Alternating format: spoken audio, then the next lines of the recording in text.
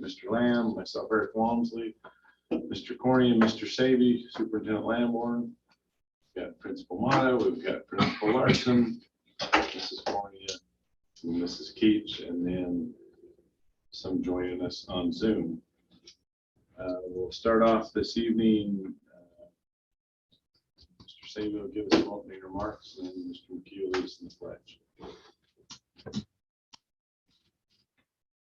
Father in heaven, we're grateful this evening for our many blessings. We're grateful to Thee for all the blessings in our life. We're grateful for our community and for the students and the young people in the community, and ask that Thou will bless them and along with us that we can make decisions on their behalf and do what's right for our schools. And we're grateful to Thee for the safety we enjoy each and every day and for all Thou does for us. And we say these things in the name of Jesus Christ. Amen.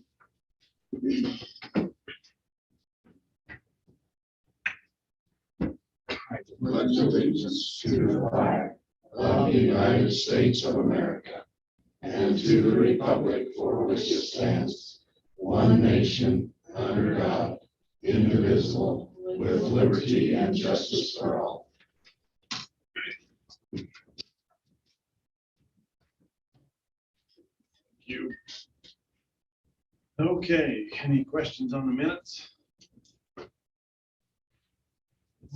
entertain a motion. I'll make a motion. I'll second the minutes. I'll second that. Okay, all in favor? Aye. Any opposed? Okay, motion carries. Have a chance to look at the bills. If so, I accept the motion to pay the bills. I'll make the motion to pay the bills. Okay, have a second. Second. All in favor? Aye. Any opposed? All right, action items. Ratify the proposed changes in the high school graduation. Mr. Taylor, do you want to speak to that, or do you want me to speak to that? I can do whatever you'd like me to do. Go ahead. Last board meeting, if you'll recall, we talked about the need to, the request rather, to stop using AR as a reading program in the high school and associating a quarter credit. There's really no, that I can see, policy changes that we need to make that happen. But while we were looking at that to make sure that there wasn't policy that needed to be changed, we did notice some other policies that we thought needed to be cleaned up, and we've provided that in the board packet, I hope. One of the first ones is that they could only earn credit the 9th through 12th grade year. Legislature, I don't know the timeline on that, superintendent, probably have to help me, made it so that you can actually start earning high school credit as early as 6th grade now. So that probably needs to come off of our policy. And then we just made some other little changes there. Northwest is, yeah, it's not even an accrediting body anymore. And who knows if it'll just keep changing too. So we set an accredited school and didn't specify which accredited agency.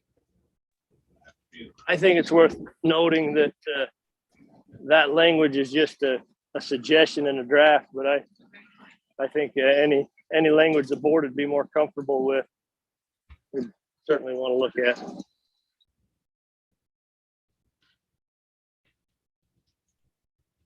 Are there like what's the accreditation standard? Well, Are there like standards somewhere? It used to be the United States was kind of broke up geographically. You had Northwest accrediting, North Central, Northeast, and for high schools that wanted to be accredited, that regional service area would send a team and they would accredit, give you accreditation. Those regional centers have gone now, and we got accredited last year, but it was basically through the state now contracts with which is national accredited for-profit group that does it. So it's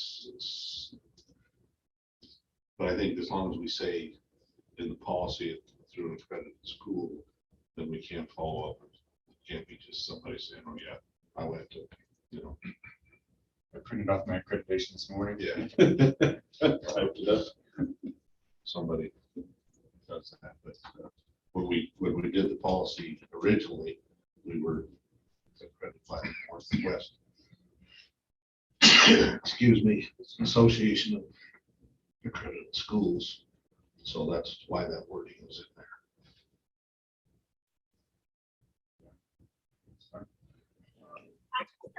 And we just the last few years have seen a lot of transcripts that are put together with a lot of different accrediting bodies. With the online movement that exists, a lot of kids are earning high school credits through a variety of providers now.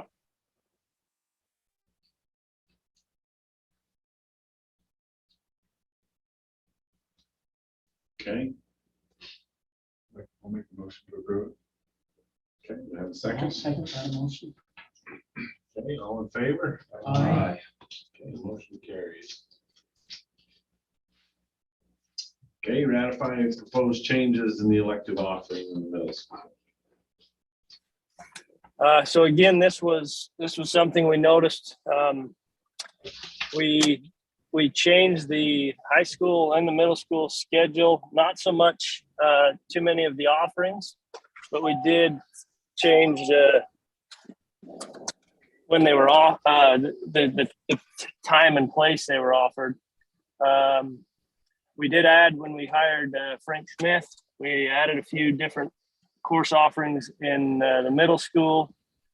And because of the changes we made, some of the courses are not offered to the sixth graders anymore, and there's not preferential treatment. And I guess the suggestion that we made to the board last year or last meeting was that we just take that part off, so that if it changes, we don't have to come back to the board every time and say, okay, now this is a new course offering, and now this is preferred, and this one is now to both the 7th and the 8th grade instead of just the 8th grade. Things like this. So I see that the course is listed as priority only, will be offered first, 8th, then 7th, and 6th. So it's basically kind of a first come, first serve now. By age group. Oh, Priority is 8th, 7th, 6th. but that's removed here. I guess it just stays the same. There's no removed. Should we not remove that piece? So, Is what it's not. yeah, so we deleting that, the course listed as priority Yeah. only. Because it's struck out on the. Yeah, I think, as I talked to Weston, what he would like to do is not try and specify on those elective offerings. Yeah, I think the idea. Don't have it tied to policy. If we do that, if we do it. Just not have a policy for it. Right. But that's what. Gives you a little more fluidity based on which classes, size of classes.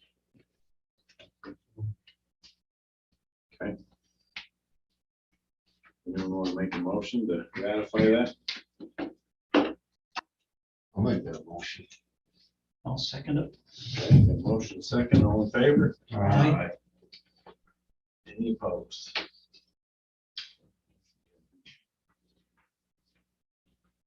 Okay, ratify the local education agency specific policy.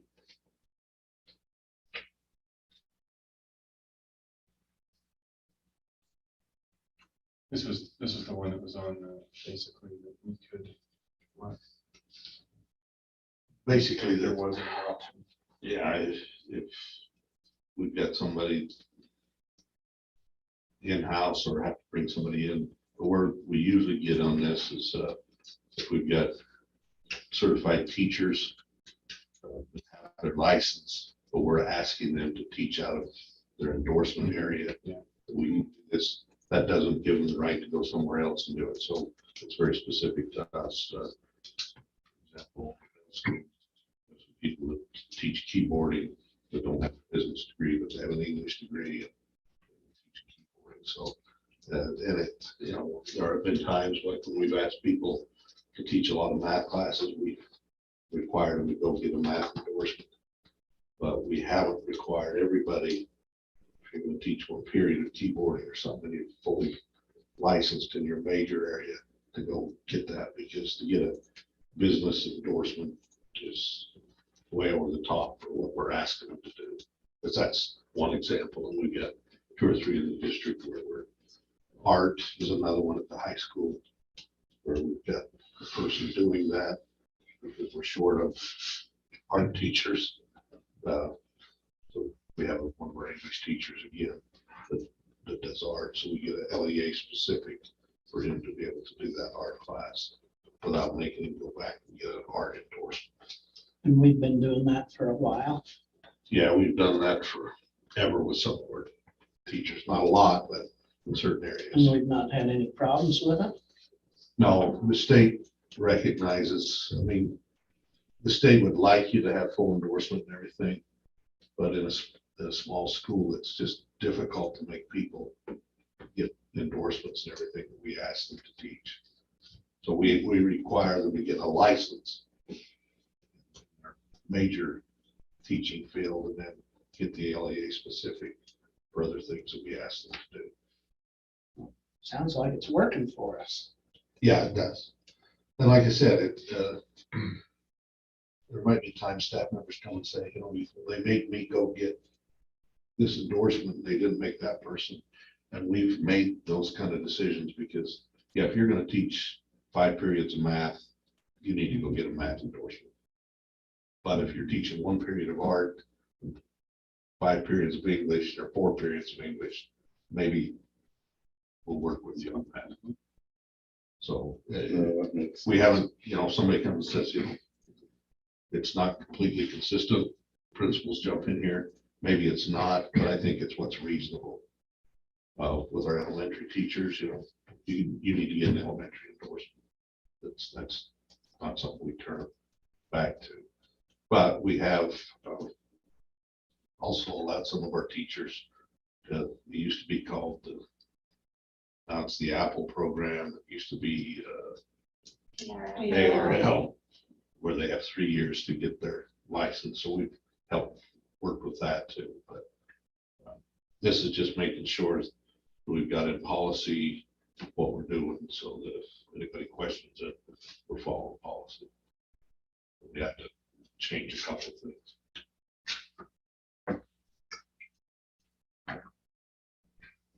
All right, someone like to make a motion to ratify that policy? Okay, you have a second? I'll second it. All in favor? Aye. Any opposed? Okay, motion carries. All right, approve fall schedules. We had that as an information item last month. We had a question relative to middle school football. I sent that out a day or two after. Cody just said we couldn't do it, and other teams are full, and he felt like that's as good as we could do. So he had looked at it, and but he feels okay about the schedule. Someone like to make a motion to approve those schedules? I'll make the motion that we approve those schedules. Okay, have a second? I'll second. Okay, all in favor? Aye. Any opposed? Okay, Maybe just to regress for a second, just so if you hit up in the community on the high school football, those first 3 games will be 8-man. And then we'll jump into the Wyoming League. Those will be 11-man.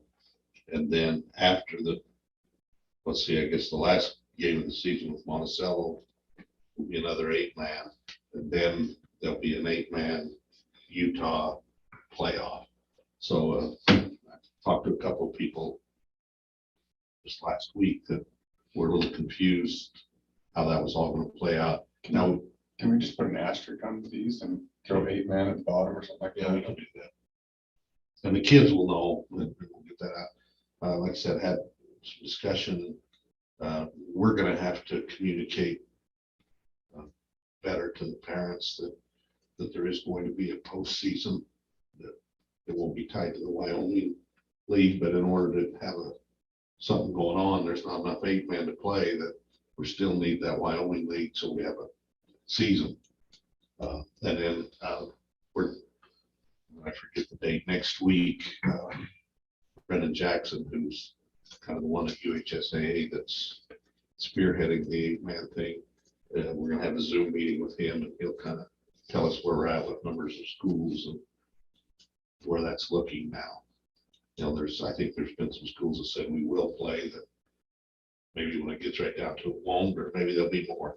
I don't know, but he's scheduled a Zoom meeting, and we'll update us on that. I think I forwarded you that to the email.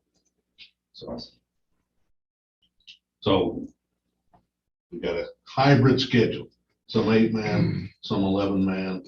I think Mr. Larson worked hard on that, because one of the concerns in going to the Wyoming League is our kids aren't going to qualify for any postseason. And now there is postseason, it'd be a different one, but there's still going to be a postseason. So kids, they say there's nothing to work for. So, and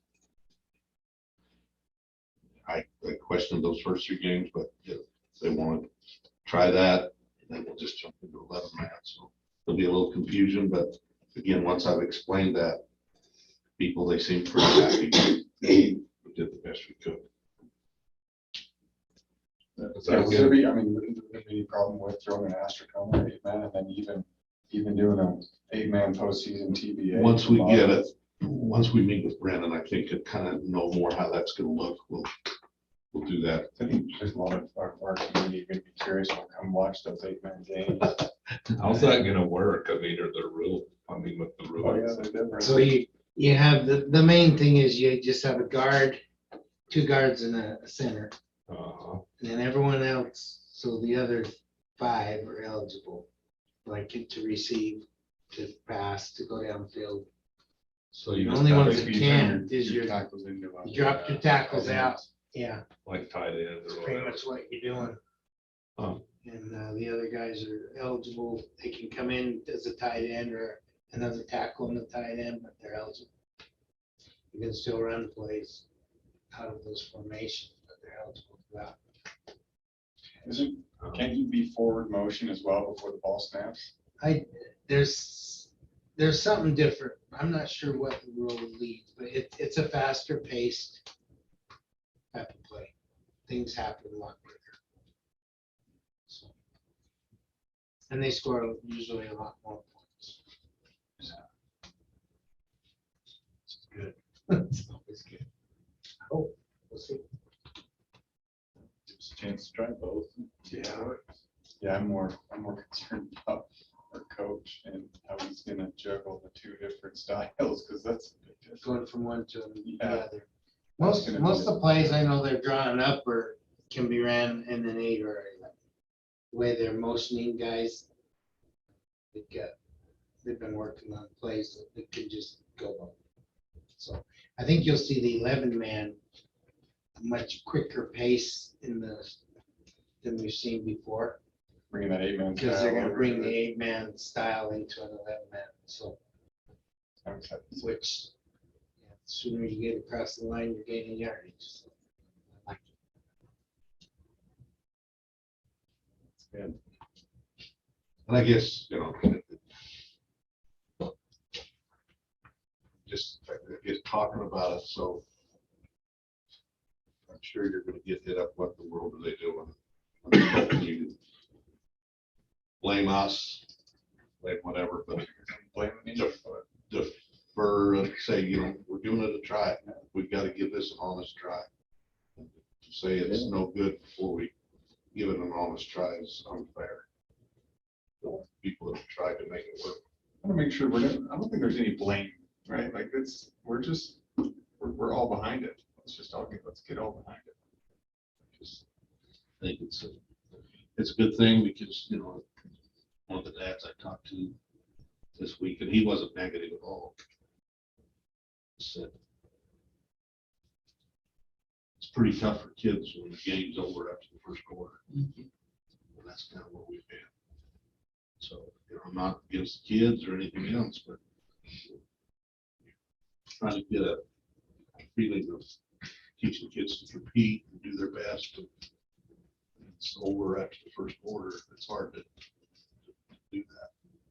So I think this is pretty cool. Going more in line with what we're trying to do, teaching kids to compete. That doesn't mean they got to win them all, but they need to compete.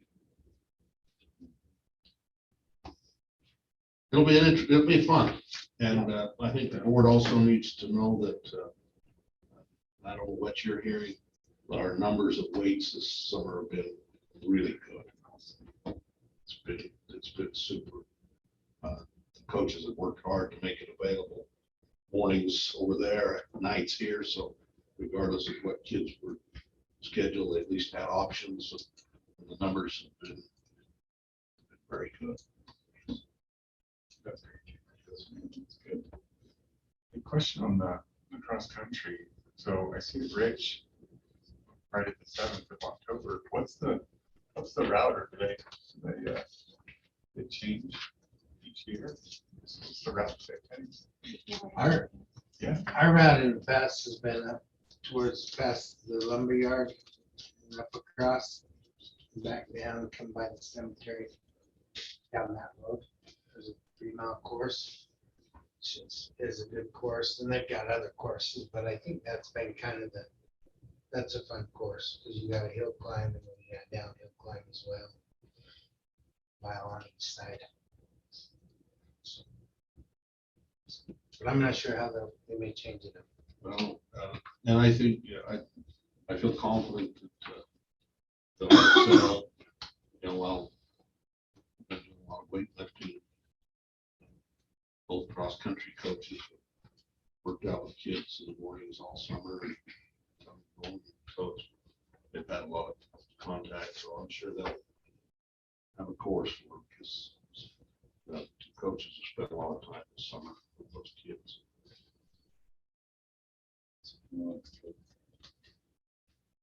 Okay, early learning plan.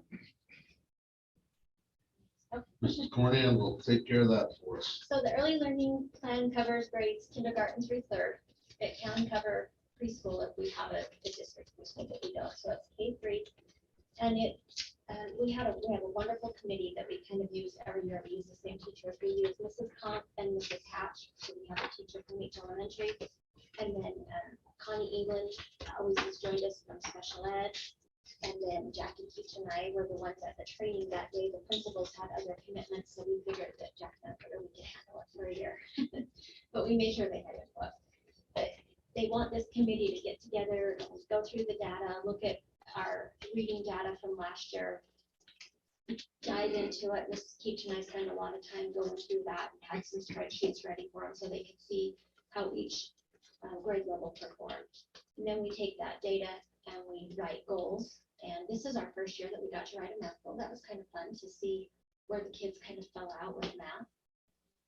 But the very last page of the plan there, the first one is for literacy for 1st grade. And 1st grade is that grade that across the entire state we have issues, and it's just really hard to keep kids on level. So this year they let us write a maintenance goal.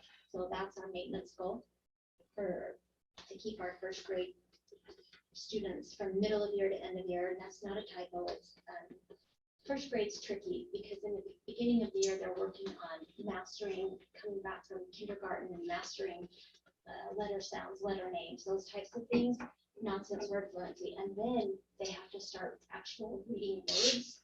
So it's when you compare it beginning of year to end of year, it's not the same measures that you're comparing. So middle of year to end of year is why it's comparing the same measures. That's why we chose to do it for that. That's the maintenance goal. And then the math goal that we chose was for 2nd grade. And there's a kind of a tricky, we're not quite psychometricians, but there's a little formula that you have to use to write these goals. And I'm proud to say this is the first year that the state has not changed our goals. We did awesome. Our goals, the way that we wrote them as a group, they stayed the same. Nice. And then the 3rd goal you can choose if you want it to be literacy or math. And so we chose 3rd grade to do a reading measure for oral reading fluency. So we did do a first, second, and third grade goal this year, and then the state has a goal each year that all of our students in grades K through 3, they have to be above benchmark, 60% of them, and we just got out of that. So that's a wonderful thing to not have a problem with.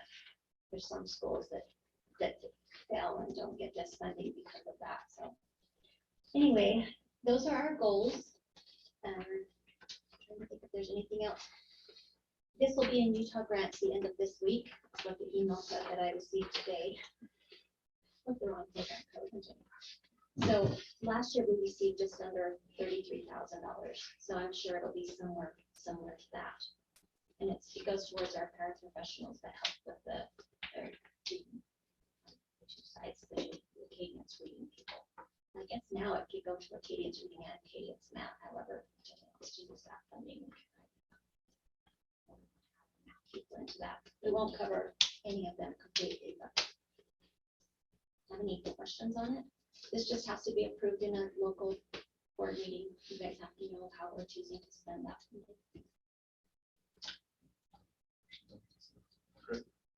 That's old hat stuff we've been doing for a while. As long as they didn't have any corrections or anything like that. It worked. They had me take out a bunch of stuff. I was too wordy. I should say we. Usually they don't do that. Usually they're like, you need to have this, you need to have that. Come back and all that stuff. You're like, this time I'm gonna make it take stuff. Oh, that's good. Pretty good. Good thing. Okay, any other questions? We're on it. No, accept the motion. I'll make a motion to accept the early learning. I'll second that motion. Okay, all in favor? Aye. Any opposed? Okay, motion carries. Open campus at the high school.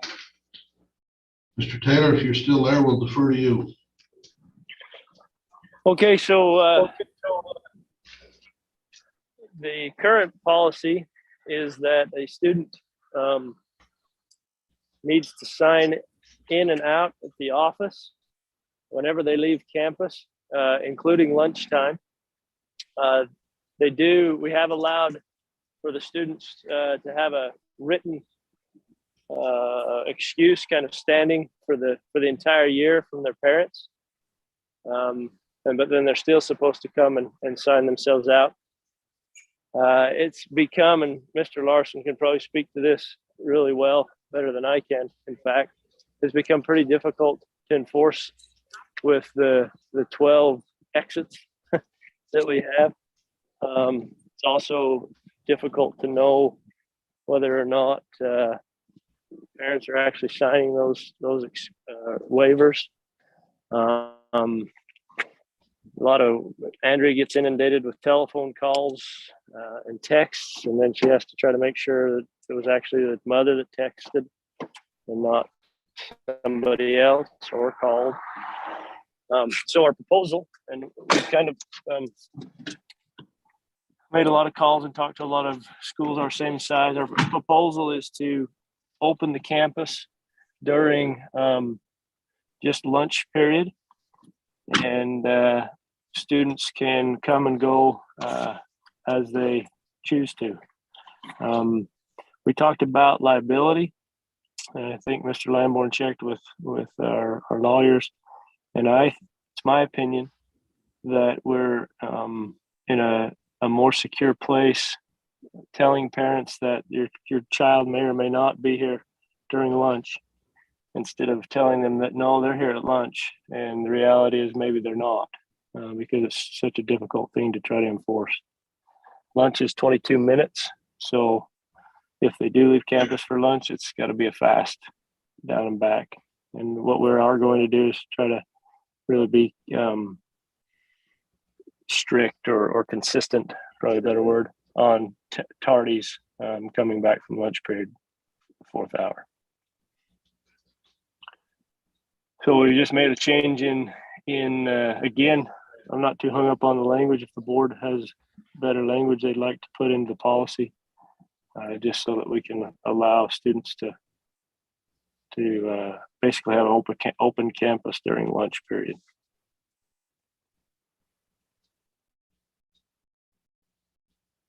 discussion. As far as, it sounds like that we've checked with everything and. I checked with legal counsel. Liability wise. He said we did, and Weston already made the point. I think liability wise, we're better off having open than saying we're closed. And then if somebody's off campus and gets an accident or something, they're wait a minute, you're a closed campus. My kid wasn't there. It's your responsibility. Exactly.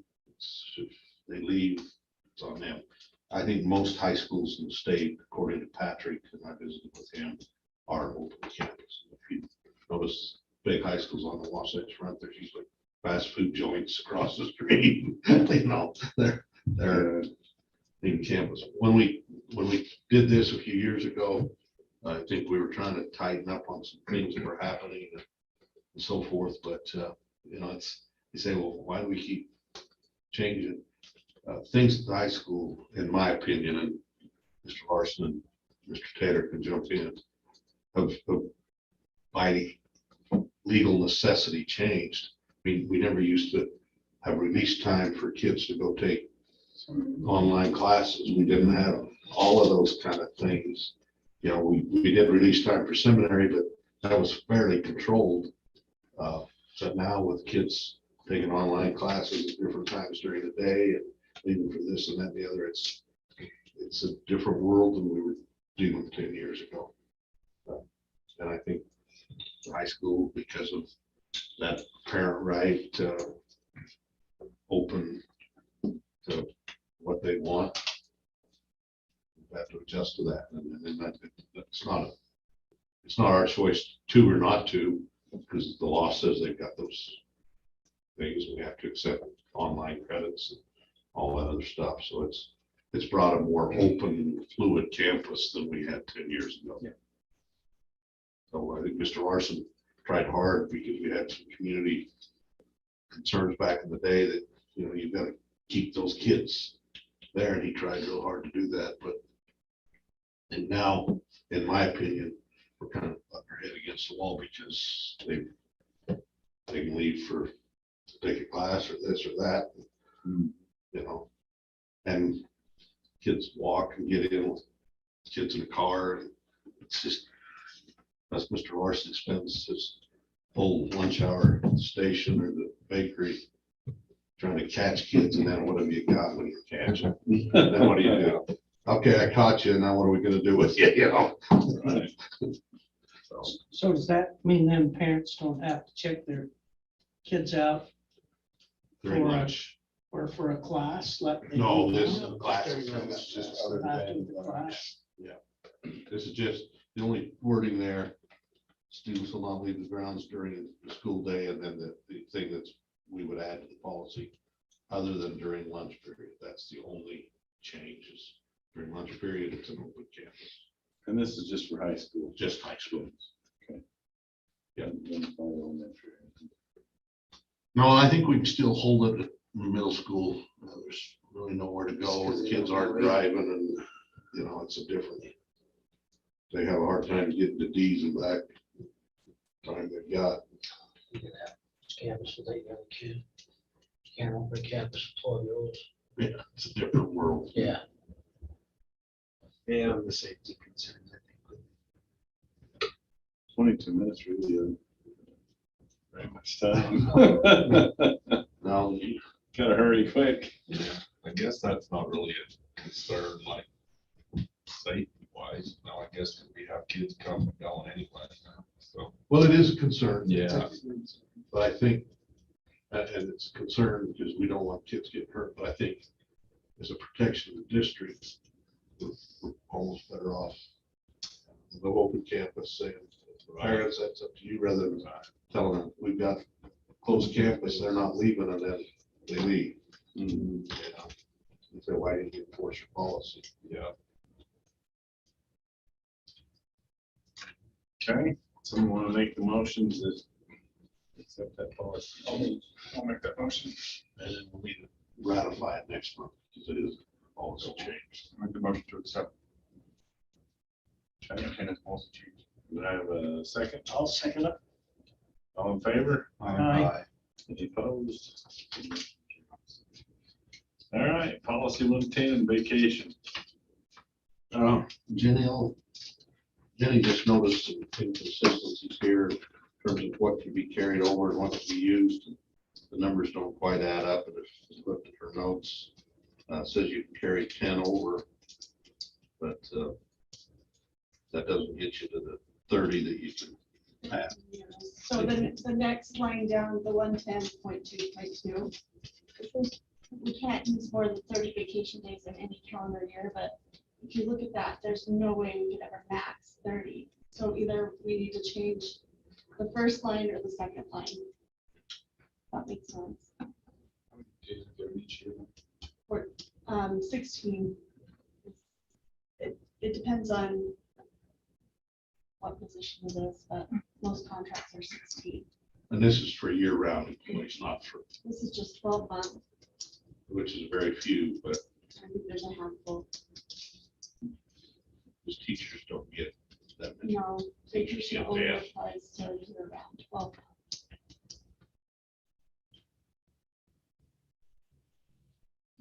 That's basically get 16 a year if you don't take any. Right? Just in the example, don't take any of those vacation days in the second year, you know, 16. Now you got 32, but you can only take 30. Yeah, so you would only roll up to 30, which I've been following that up to 30, but then it just doesn't make sense, you know? It's like, there's only a maximum of 10 vacation days into the next calendar year, and I was exceeding that to max out at 30 vacation days. So one of the other needs to change. If we're gonna keep it at 10 vacation days, then it can only be 20, you know, the max is, 26. yeah.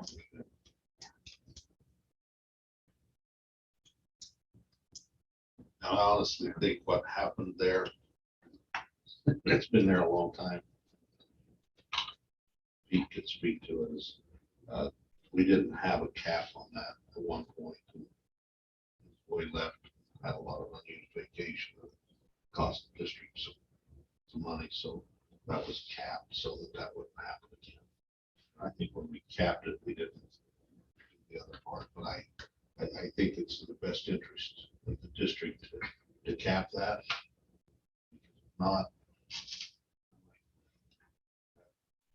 100 days of vacation coming. And he would. It only happens, it only happens with your dedicated employees. That's But it hurt us that way. So I think in the best interest of the district, it needs to be capped. And I think 30 is fine. Then we just make the math work by going 16 to the 10. I think more towards changing the second one just because I think it's important.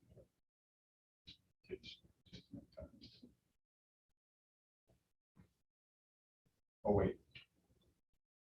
Yeah, so in that case, So well, what I you're, guess I don't necessarily want to allow them to carry over more. Because like basically somebody can use it, right, and then carry over the rest. Yeah. Oh, so. It's just, very honestly, I don't think I've ever used all my days. It's not worth it. You gotta come back and do it anyway. This is like, Pete doesn't go anywhere because it's just not worth it. that conversation. but you're saying the longer you're gone, the bigger the miss is when you get home. Huh? Well, and I don't want to overemphasize that, but yeah, it's just sometimes 20 days. You think, well, that'd be easy, but it's not. I like to travel and it's still hard for me to. Well, there's the best employees are the people who got hired. And they watch that, we watch it carefully for 4-day week. But when they have a lot of substitutes, you know, take all your days, if you substitute. They do This the is- best, this but is- they're not this is licensed just for the teachers. professional. They're licensed professional teachers, so you know it's something the same. We kind of discouraged, you know, try to get people to not use their days unless they were necessary for that reason. But this one just applies to the year round. Is that right? Yeah. Oh, I'm sorry. I So didn't you'd get rather that. leave it at 30 days? I don't have a preference. Yeah. I just want it consistent. Want the math. It's hard Right. to roll over leave and not know how to follow the policy.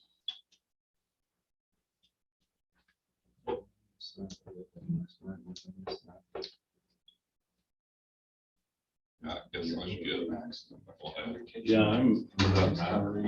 to me, it's whatever works best for you guys. Oh, yeah. So I guess I'm failing to see why the current policy is an issue. So help me out. You Like, can't have 30 vacation days. why? You can only You roll can over only so roll over many. 26. You can only have your current of 16 and your rollover of 10. That's 26 days. So just change it to say 26. Because then we have leave in addition to vacation days. So you want to have your vacation policy very clean and clear cut. Because after you use all your vacation, you can use your leave. You can be gone a long time. Must have too many vacation days, sounds like me. And then in line 2.3, I've been going through this all day long. he or she may be paid up to 30 days for unused vacation at her daily rate at retirement. Or, if they were here, I think 10 years. Can't remember. Well, that's good to take note. If the employee retires from the district or accepts employment outside the district, you can be paid up to 30 days. But you can never have 30 days. Oh, right, because you can only carry over 10 and Yeah. they're only giving additional 6. Okay, now. Yeah. So just Okay. change it to say 26. 26. Does that work? That would work. I was thinking the other way. I was thinking allow carryover of 14. So then we only change that line. It doesn't matter to me one way or the It other. doesn't matter to me either. That was just what I wrote in my notes. 14's fine. I'm fine with saying that. It's intended to know, that's why. Yeah. That, I just, get That's like single-minded and But it works Put the that other in way. and then bring it back for ratification Yeah. next month. Sorry, Zach, I didn't read that first line, I missed that, so. No, I missed it too. So she clarified. And then as long as we've got this policy up, we do need to clarify in line 110.1, we do have another 12-month position. This is Cornelia. And she So has we need to been, update that. then. yeah, Or, yeah. and maybe change secretary to office assistant. If you would allow that.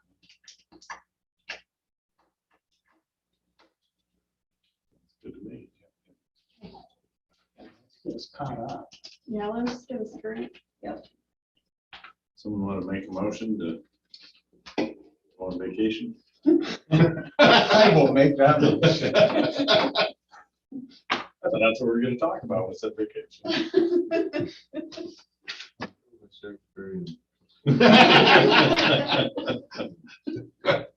That's not much of a vacation.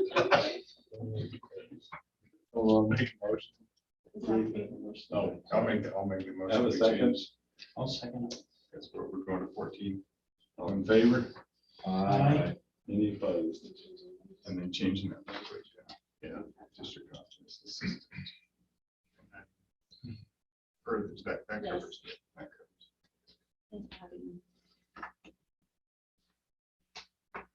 All right, mission statement. Okay, again, I think I sent this out shortly after the board meeting last time, so you had a chance to look at it while it was more fresh on your mind. So as we went through the wordiness of it last month, one of the things that suggested, or I think a good suggestion, previously, under all the pillars, it said we accept responsibility to, and it sounded, got a little redundant, so we just took that, we accept responsibility to out of that. It, in the opening vision, it does say we will accept the responsibility. So it's there, but we didn't have to repeat it 4 more times. So that was done. Mr. Savy had some concern. And we did come up with great wording last month, even though we ran some by, but under pillar 1, the academic excellence, that it's not just all about going to college. We tried to figure out a way in that last statement, hopefully embodies what Mr. Savy was saying, to make a positive contribution to society. In whatever place that might be, it doesn't have to be through a university experience for you to be a major contributor to society. So we changed the wording on that one. And then I think that encompassed the changes that we made. Okay. Yeah, I think that looks good. As I read it, I thought. Yeah. That's really good. I think that made some improvements in that. I really like that. So I think our vision as the staff that sat down and talked about this is, once we get your approval tonight, this will be a thing that each of the principals will keep front and center in front of their staffs this year, when we have our back to school nights and so forth. Just so people are seeing it more often. So, and we'll, as a board, we need to continually review it as well to make sure that what we're doing is consistent with our vision and mission and pillars. And I don't think, we haven't tied ourselves into any corner there. I don't think it's just doing what we ought to be doing. I think that's good. Want to make a motion to approve the mission statement? I'll make the motion. I'll second. Okay, all in favor? Aye. Any opposed? Okay, motion carries. All right, staffing.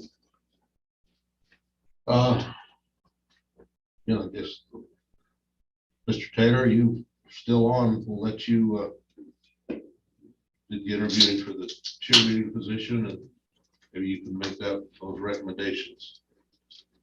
Okay, yeah, we interviewed for the chair position last week. We had 4 really good candidates. We thought it was good interest. It's a difficult decision to make. We would like to recommend to the board that Mrs. Argyle be the new cheer coach.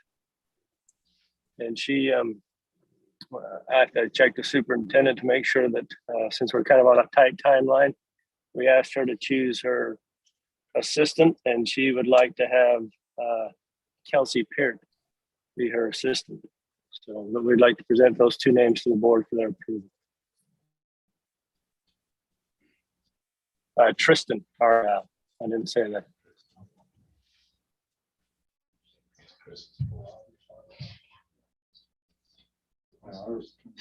There's several of those people. Mrs. Argyle. Several of them.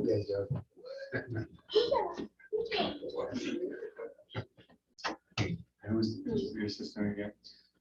Kelsey Peart. She's Oliver Peart's wife. I don't think I know what. Sure. Is she? Well, I've seen She used to do some young kid dance, taught dance in the community. She did a lot of dance. We've used her with junior prom floor shows. We've used her with the musical to do choreography. So she's been around. Got a little experience. Yeah. Okay. Good. Okay. So we'll make a motion to approve those 2. I'll make that motion to approve it. Sure, coaches. I'll second that. Okay, all in favor? Aye. Any opposed? Okay, motion carries. Mr. President, I think we'll need to go into executive session and discuss another staffing issue, but do that at the end of the meeting. Okay, hold everybody up. Okay, that sounds good. right, information items. Last meeting, by virtue of the discussion of AR, that led us down several paths. I was asked, are there other programs that would be better? So I did have, I said in the packet was minimal. I emailed both of our librarians. They gave some other options of similar software packages. Neither one of them had a real desire to make a change. And then as visited with Mrs. Keetch a little bit, she says, AR will do a lot more than what we tend to think of it as only a testing thing. So I'd asked Mrs. Keetch to come and talk about some of the other capabilities of AR that we use to some extent. We don't probably max out the software, but it'll do a lot of things. So I've asked Mrs. Keetch to kind of come and talk to the board about some of those other things. All right, and that was a part of that email and asked Sue and I looked at different programs. There are some really good ones that would be really fun, I think, to help track books, but then we lose the data side. Or there's some really boring data side where we lose the tracking of the books and the reading. So I put together a couple of, just want to advance it. I don't know if we're on, so we can. Anyway, so just more ARs, as we talked, is more than just points, which is what we hear in the community, which is what we hear from a lot of teachers. I just don't know that they know the full extent of what's available in AR. So I have a couple of things to highlight and a couple of reportings. So it is a way to track the reading abilities, grade level or lifestyle, and there are some teachers in our district who use that to set their SLO goals. So teachers have to set a goal that they will try to accomplish from the beginning of the year to the end of the year. And student growth in the Renaissance program is one that several teachers use to help that. So if we take AR away, they wouldn't have that. We also use that as a tool for measuring growth in our triangle plus. Trust line, right. It's in the trust lines you have it's coming to, yeah.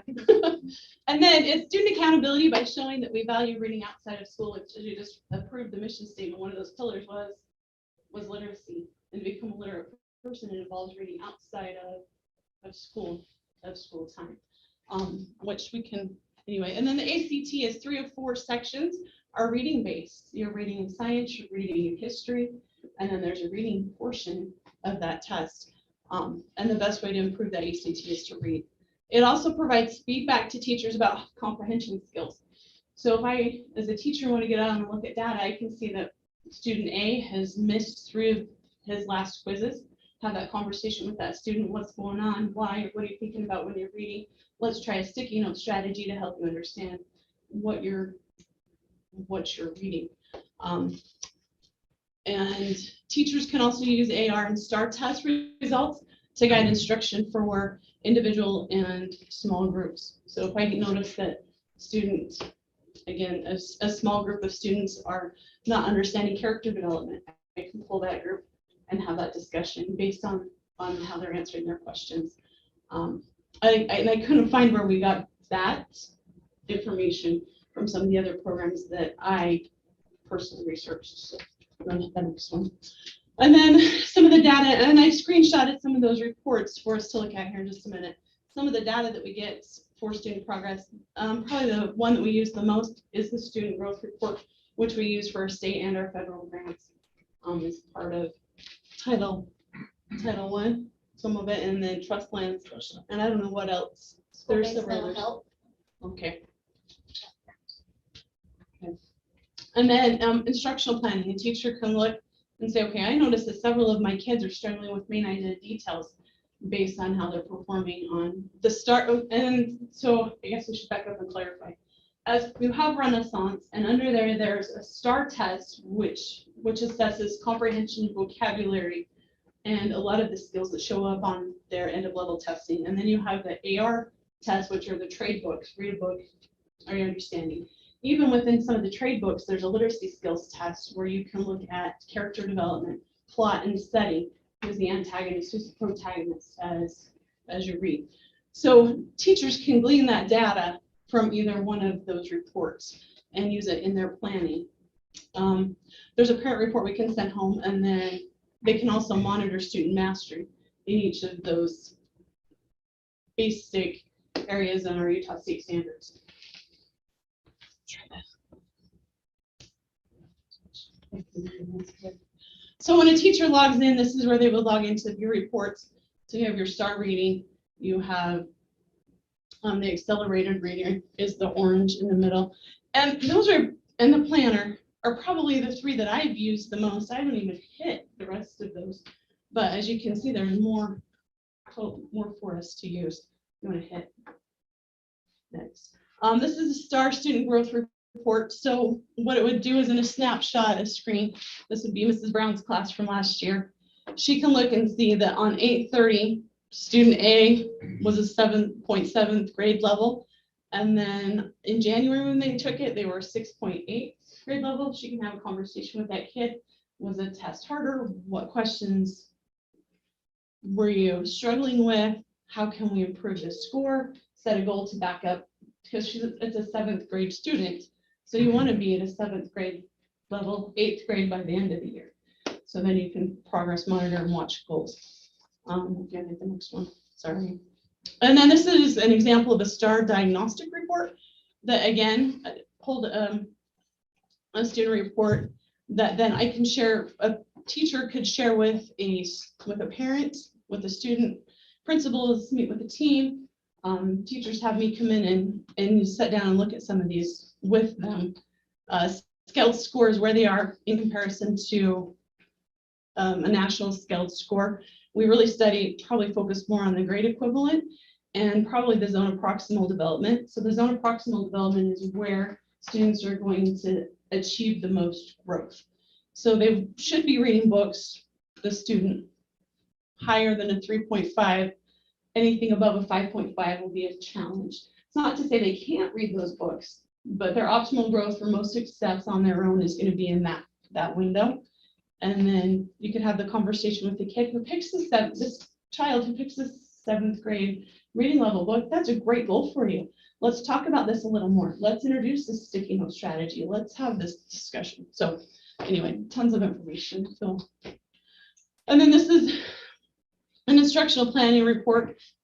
This would be the cover of that, similar to the one we just saw. If you'll just advance next. So STAR is different than AR, though, right? It's the same program. Same program. So if we lose it, You get AR, you get STAR with AR. So it's under Yeah, they come Renaissance together. Learning. Renaissance Learning. Yep. And then all that one page, the dashboard of all the different things that are under there. So you pay for Right. it all. And I just have access to the middle school and Northridge Elementary. I don't have Southridge or the high school to have looked at their data. Probably the middle school teachers use me the most to dive into data like this. And yeah, and Southridge has STAR Math, which is a math report. But again, if we get rid of, don't use Renaissance anymore, we lose that math portion too. Just FYI. Is it possible you could keep it for the middle school and both elementaries? Because it sounds like the problem was kids that were in the high school to legitimately read and do it. That's what I got from Mr. Larson's comment. And yeah, I think our plan would be, we would keep it in all the other 3 schools. I just think by the time, unfortunately, they're in high school, they are burned out on the yard. They've been doing it for 8 years. And it's the reading points portion of Chasing the I would think if you don't have an appetite for reading by that age, you probably not going to develop very strong. Is that accurate? Well, you still I don't know, get yeah. grades that- And, you know, some of this others information, because when we purchase Renaissance, the way Mrs. Corney has been doing it, the high school will still have access to it. Now, they may not do what we've done with AR and points, but if a teacher wanted to go in and use these other skills, we'll have it because we're purchasing at both buildings. For this current This year, year. yes. So it's, if you remember back to our trust land plans back in April, that was written into the plan for the high school and elementary, Southbridge Elementary, just split that cost of the purchase of our. But next year it might just be on the elementary. We'll have to see how that to- goes. But the high school could still use some of this.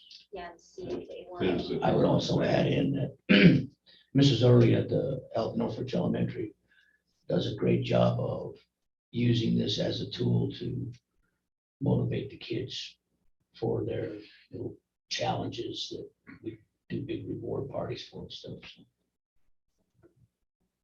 So The point being, yeah, is, you know, the board says it's okay. Our goal would be to continue to use it. The other three schools. I did find a report that is an ACT readiness report in Renaissance that I hadn't seen before. I hadn't seen before, and I don't even know if the high schoolers take the STAR test that would give feedback on that. So. Anyway, my email to superintendent was maybe we just don't know everything that Renaissance has, and maybe it's an instructional. We need to teach the teachers about the reports and the information that's there before we make a final decision to not have it at all. So So there are a lot of teachers not using the full capabilities then of.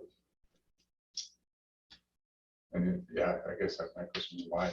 Yeah, why is that? Is that because they don't like it? Is that because they just don't know how to I use it? think they don't know how to use it. I think time to really dive in and understand it. Maybe they just think AR is all about. It's all about the points points. And reading. That's what I think it's all about. There's a bit more. You know, and it's a challenge for all of us sitting on this side of the room.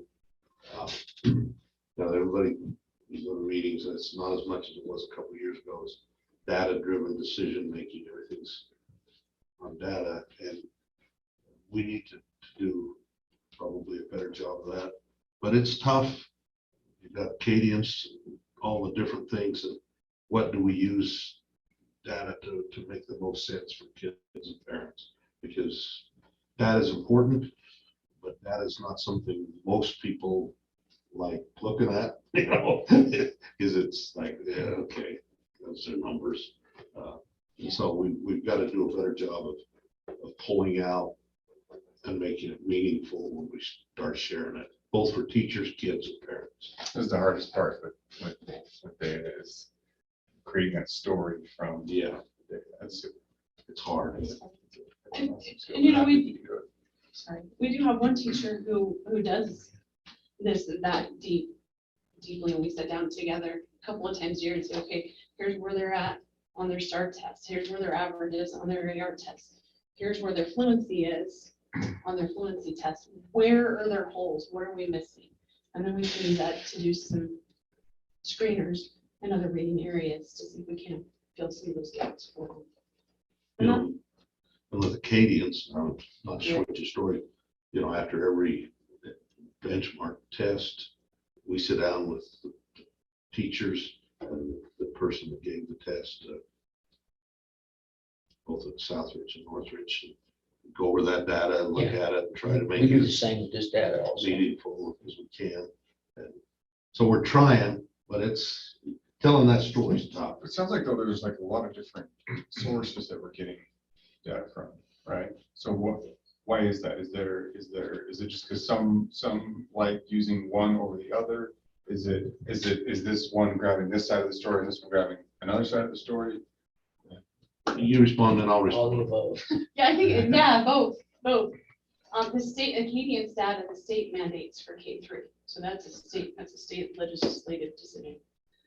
Not, so then we have, okay, what do we do with these other kids so we can still influence and help and teach and grow? So I think it's a combination. And reading is a complex skill. There are lots of little nuances and skills that it could be. It could be they don't have a high vocabulary. And you may not get to that until you've gone through 3 out of 3 data points. And I think the other thing with any test, it's a point of what happened to that kid that day on that test. So I think a diversity of testing is helpful because, you know, depending on what happened to that kid that day, if they had a meltdown with mom and dad before they came to school, or that something's going on in their life, or grandma and grandpa in a car wreck, you know, to say that one data point defines the kid. So I'm an advocate of multiple data points so that we, you know, and if they're consistent, then that makes me feel pretty good. If they're not, then okay, now why aren't they consistent? But I have a hard time putting too much, and that's just my bias, too much emphasis on one test one day, even though ACT, that's the world it is, because some of our kids come some days in pretty good emotional frame of mind. That same kid may come tomorrow in a different frame of mind. So I like having multiple data points. Plus, the STAR information here is something that you can track a student from third grade is when they start taking the STAR test all the way through eighth grade. So it's one of the few tools we have that allows us to see longitudinal data per kid rather than per class. But you can do both.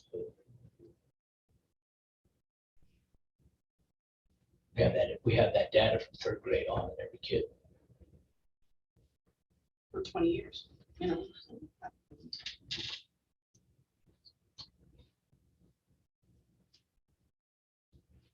Very good, thank you. Any other questions for Mrs. Keetch or the principals or Mr. Cornea? Appreciate you doing that. Yeah, thank you. One thing I neglected, President, your staff, and I forgot to acknowledge the letter of resignation from Rowdy Conflict. To accept that letter of resignation. That's a special ed aid. Maybe that was part of the. No. I'll make the motion to accept the resignation of Rowdy Conflict. Special ed or special ed. Okay, got a motion, a second. Oh, second. Okay, all in favor? Aye. Any opposed? Okay, motion carries. So we need to open that up. I'm assuming. We're gonna get together with the special ed department, our students in need, and decide what we're gonna have to do. It's, remember, it's in the hiring process. Mrs. Boston was half-time. We hired Mrs. Staples full-time. So we may need to do it based on, there's kind of a bubble going through the high school now with more enrollment, but we just need to sit down and evaluate that. So we may or may not. IRS guidelines on transportation compensation. Mrs. Johnson was forwarded this information. And I don't know that, you know, we can have this as an information item only. If we were going to do anything to this, you know, put it on next month as an action item. So when we do our payment in lieu of transportation, we've set our rate at 45 cents. In the past, we've kind of used what the IRS allows for compensation, those kind of things as a guideline. A few years ago, we raised ours because there was fairly big disparity between where we were at and IRS provisions. Now there's a significant disparity. That doesn't mean we have to change it. But if the board wanted to, you could adjust upwards up to that point. You couldn't go over it, but we don't need to. If you think we should look at it more, we can put it on as an action item next month, or we can just provide that for your information and let it go with that. Do you think we need to raise it? I don't, I guess I should have a recommendation. I don't know. I guess it's the part for me, because we don't pay a lot of to employees. I mentioned that in the packet, that we don't pay a lot to employees. We try to use school cars once in a while. We do, but not a lot. But I guess the question I think would be better answered by you than me is, are we being fair to the parents when we pay them in lieu of transportation based on their costs of, you know, what they could be getting? Because we're not running buses to those places because we determined it's best interest of the district not to. So I think that would be where I would see the question, and I think you guys are better in tune to answer that than I am. Are we being fair to those parents that we're paying in lieu of transportation? Well, we want to make sure we are. What's the relationship between where we're at now and the actual cost of selling a bus? I mean, obviously you can't fuel your vehicle cheaply as you could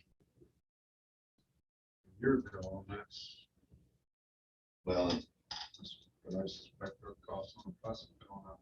Kind of need to be in tune with each other, I think. It's costing us more to run a bus, it's certainly costing parents more. It's costing to do what we chose not to. Right.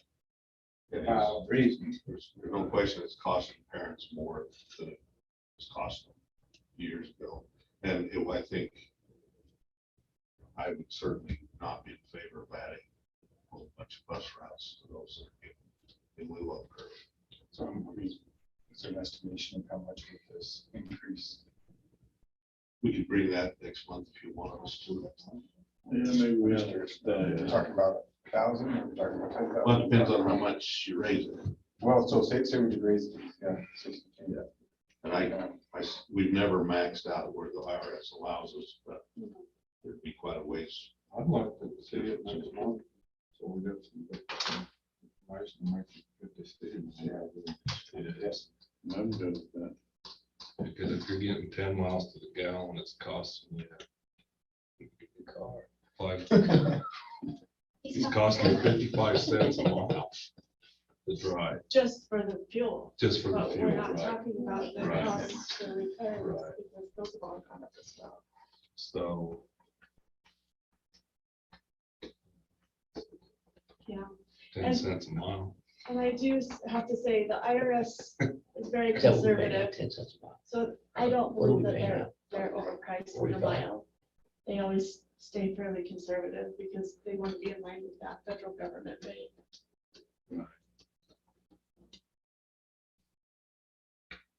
Yeah, let's look at that. Reach the numbers. Okay, truth in taxation. We've, we're ready to go for next month. Okay. We discussed where we were gonna advertise at. The advertisement will go in 2 times, 1 time prior to the hearing and then 2 weeks prior. So it has to be 2. So just to clarify, the way I understand this, we're not, a person's taxes won't go up. The amount will go up. We are not raising taxes. We are Okay. not raising the tax rate. However, the assessed valuation went up this year. So what they see on their property tax will go up. In fact, we did have a call today and we forwarded it to the president of the board. So you'll have an email. There was a citizen that is concerned because there was so much property tax on their estimated, you know, they send out those estimates. What they have to understand is the basic rate is not set by us, so that amount on their property tax notice is not set by us. Okay, And the charter school, that has nothing to do with us. So basic rate always goes to the state, charter school goes to the charter school. Okay. The reason why it's higher than last year is because property values went up. And that's what they have to But understand. the rate stayed the same. is about to stay the same, because otherwise it To would drop. stay the same as last year. Yes. We're holding the rate. Holding the So rate. in a sense, we are raising the rate to meet last year. But we're holding the rate at where we were at last year's rate. At the point, The increases because of the increase in value. correct. Correct. Okay, But normally under somewhat different situations, they would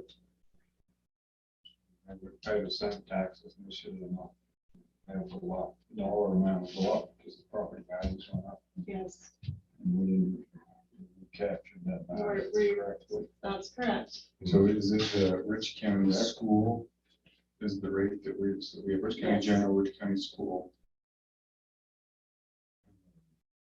The Rich County General and the Rich County School are our rates because we have a voted levy and then we have the regular.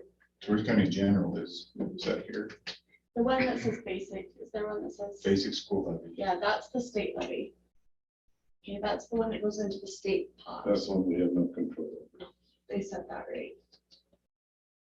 So are we still the lowest rate in the state? I know there for a while we were pretty low. I would have to look, I'm not sure who's going through truth and taxation exactly, so we'll have to wait until after the August hearings to know where we are, where we fall out. I'm very confident we'll be in the top 3 lowest still with holding that rate. So this is the rate that we're talking about. Right? Yes, that is correct. And that, For 1, 2, no, just 1. Well, I'm gonna encourage anyone that talks to me to come to Truth and Taxation so you can explain this so eloquently. Yeah.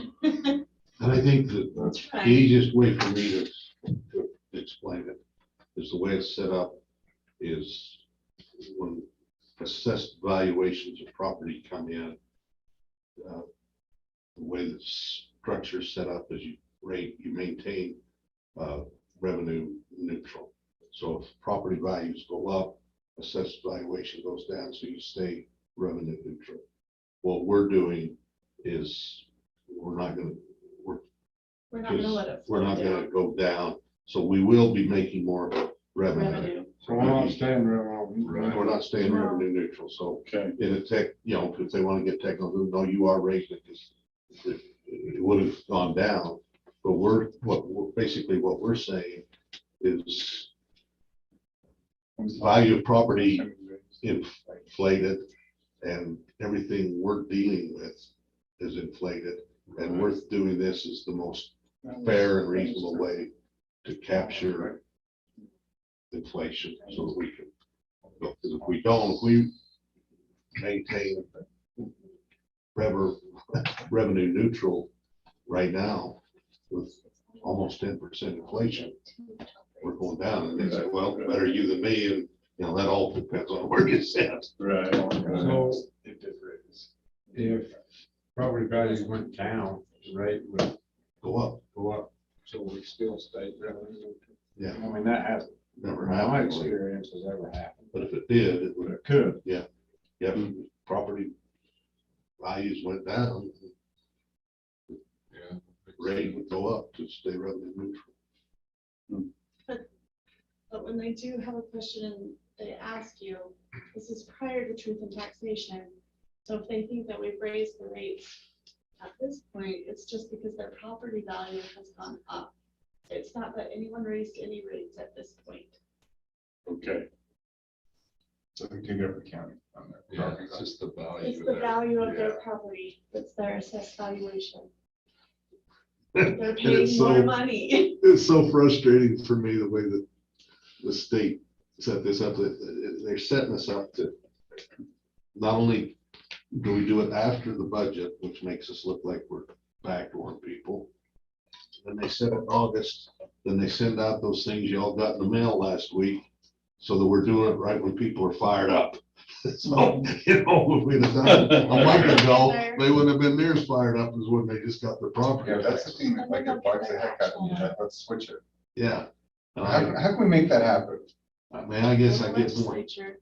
because I voice it often We do all the time. saying Like, this what's is the just a screwed up response process. of why it is the way that it's, Yeah, there's gotta be a reason. It's how it's written in. And state just, we're just statute, too lazy to change it. Apparently. Traditions of our fathers. Yeah, let's get it changed. It doesn't make any sense. It doesn't make any sense to any of us. Just seems like, I mean, we're talking about taxes and whatnot, like, this one, people get, Yeah. pretty darn irritated. But I think Let's make it as, if there is a reason, and I don't know this is the reason, because it is so backwards, see, how long has it been since we had a truth in taxation? We, 4 years. districts don't do it because it's so uncomfortable to do because of it. I'd be a lot more inclined to do it if it was an upfront process, you know what I'm saying?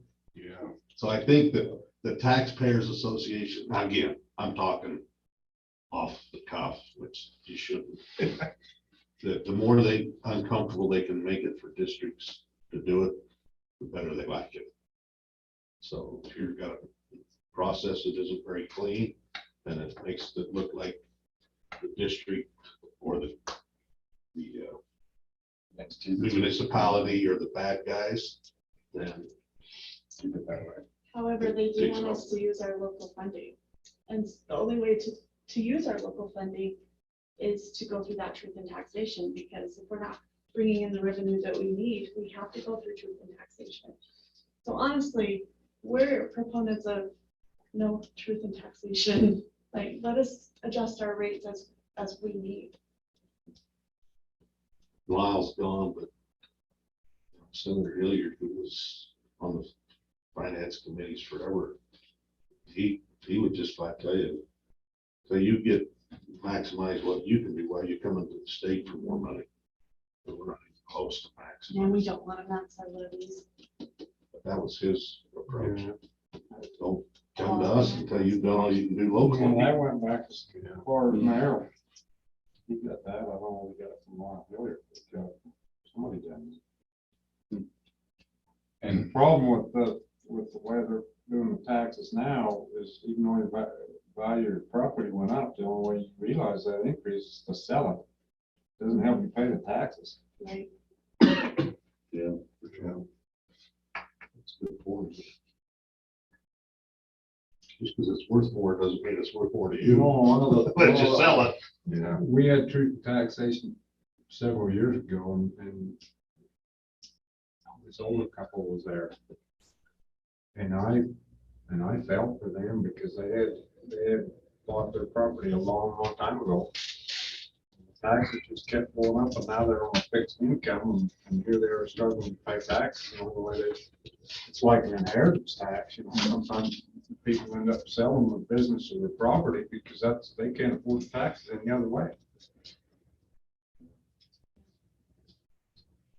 Okay, So Jenny will have that. Just board, have that at 6 o'clock.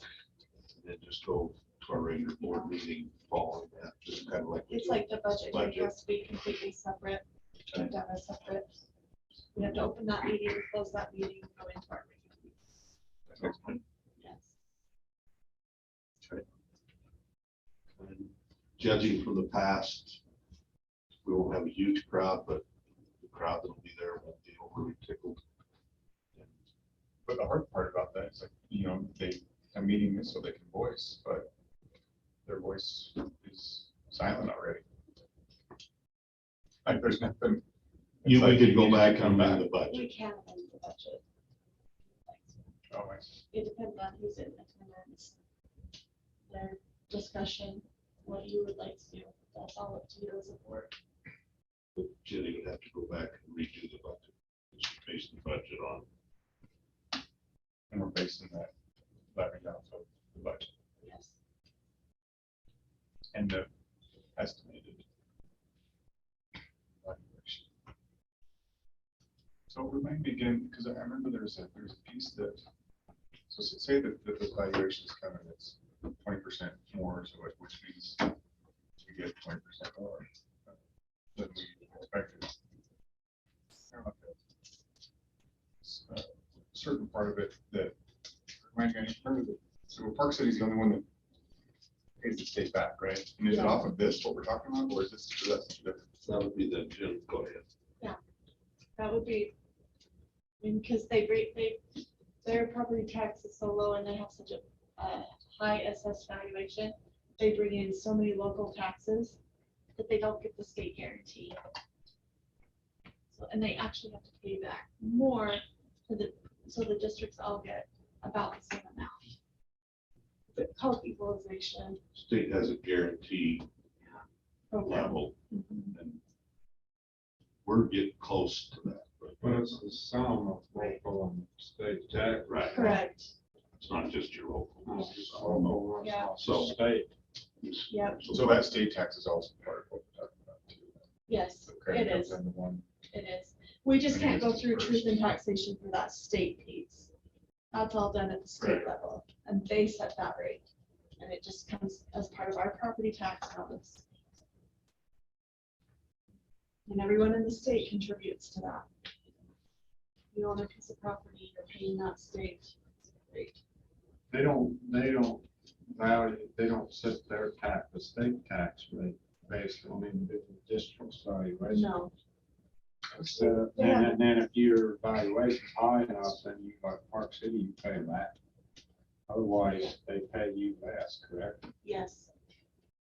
Yeah, and that's That's what all, you're pulling in. that's all a different calculation. And there's a ceiling and a floor. And it doesn't go above or below a certain amount. What's this Rich County General, Rich County School, what's the difference between those? Rich County General is actually Rich County. That's their tax rate. Oh, so that's not That- second. No, So we're so only, we're we're only school. talking about number 2. and then there should be a school basic and there should be a charter school in there. I see general school and charter. Yep. Rich County General, Rich County School. We're talking Rich about County our charter. school, just our Rich County school Oh, so piece. this is the only Yep. one. I wish they would change the name of that, of actually all of them. Both of ours, like Rich, or should it be like Rich School District? And is there like a sewer there? I mean, sometimes there's, There's, yeah, County, Garden City, because that's. that's because that's where you are. Right. Yep. And there's basic school levy, which is set by the school, but I wish they would say that like state, state school levy. or something. Because it looks like the school has a lot of that Yeah, on there, huh? Exactly. Yeah. That's the other thing with when you have constituents calling you, you can break that out and say, the only line that is really for the local school is that Rich County school. Which is the highest as far as the amount. we're going in. Of all of those line items, we're the most. How it is in every county. So it's allowed, we're not even, like we said, we haven't maxed any of those levies. We're not, it can be way higher than what's on your property tax notice. I think that's important that we'll have that at the meeting. Yeah. We'll be able to show what we're charging and what the max could be, Yes. because the disparity on that is. And also showing where we fall And then with other counties. Yeah, that would be helpful. So that we're not trying to gouge the public. But, my mind, with inflation doing what it's doing, we're just picking up the inflationary value. And Kind of need to. 'cause like we talked about, we're talking a negative budget, so without going through truth and taxation, would have been 2 million negative. If everything comes in the way we estimated it to. Very short. We don't want to do that year over Catches you year. pretty quick. Yeah. Yep. Okay, well, that sounds good. Homeschool lists.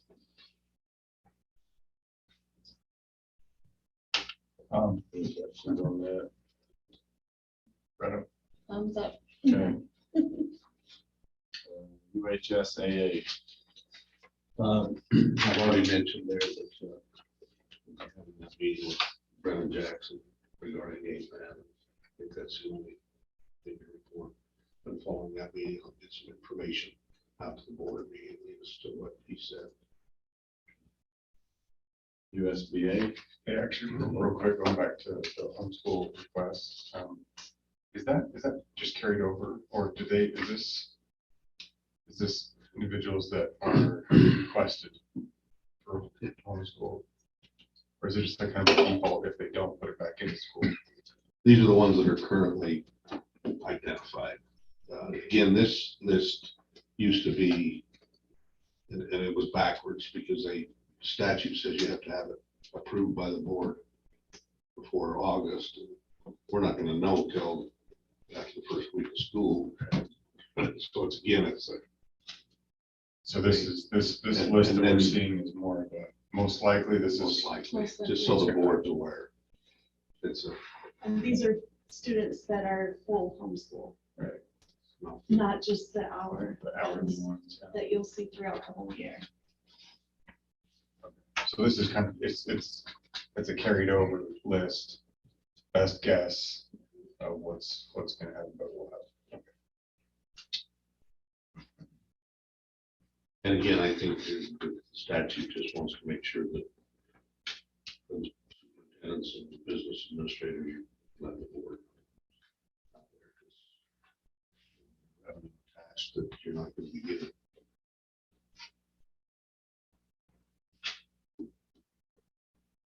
okay. USBA, If we can, it'd be good to decide who wants to attend the assembly. It's later this year than usual, so it's not going to be in conflict with the fair, which is unusual. So they usually have, well, they will have a Friday night program.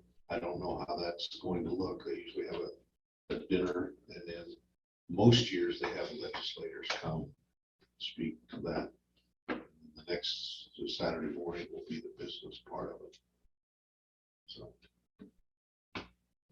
President, I would be honored to accompany any of you, so I can care less. Which one I do we have any takers?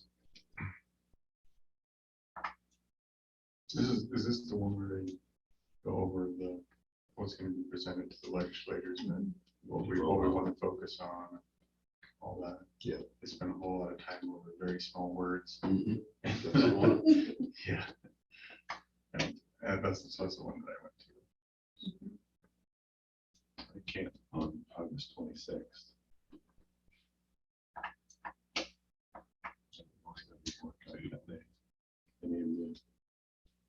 I'll listen to very small words. Well, it was just so funny to listen. Like there was a bunch of them just so focused on, can't have and there, it needs to be but, or it needs to have an S behind this one. Like maybe that's the least of your work. It's not during the fair this year, it's later. Okay. Board meeting would be the 16th, correct? Yeah, it'll be before that. What's that USBA meeting? August 26th and 27th.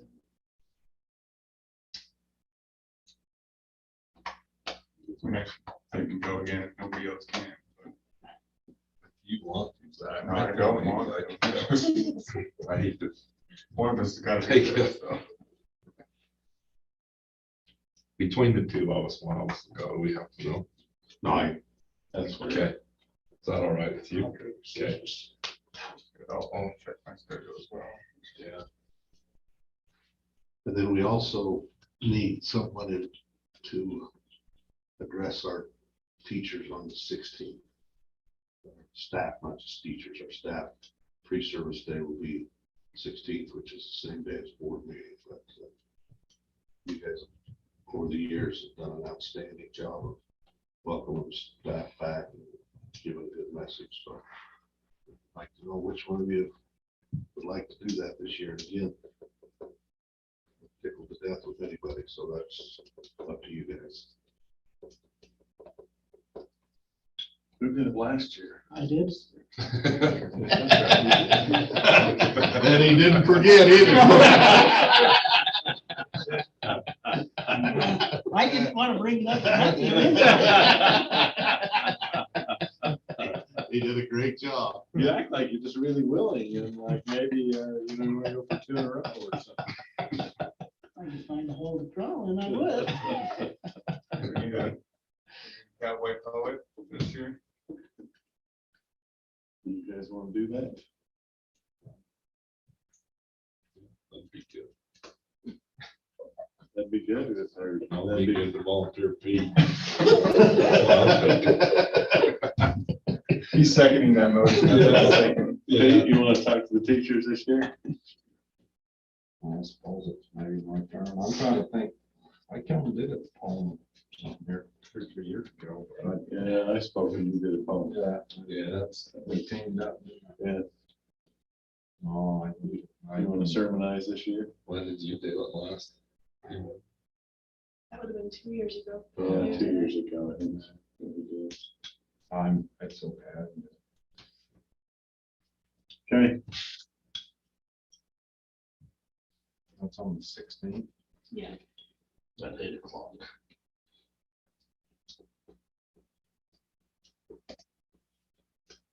okay. Anything else USBA? Bridgerland, we haven't had a meeting since we last met in Logan, but I went down to this one in Cedar City and it was interesting, a couple of things. I wish I would have brought the numbers with me, but they said 55% of high school graduates go on to secondary education. It's a pretty low number. And then they said out of that 55%, I think it's 32% actually get a degree. So they're trying to figure out how to raise that, because after the first year, most of them quit. So I think our rate's a lot higher. Which What is our rate? That'd be interesting. what's our rate that attend school after? Some of that including Bridgerland and All the technical colleges and degree granting institutions. We're in the 80% plus strong to the 10. We usually have 90% plus accepted to college or universities, and there's always several of them that get sidetracked in summer and do other things, but we are very high. But most of them already have a pretty solid basis. They've been successful in college and university classes anyway. It's not that different, the step. We're very high. I was thinking we're quite a bit higher than that, but they're pretty concerned about that. They should be.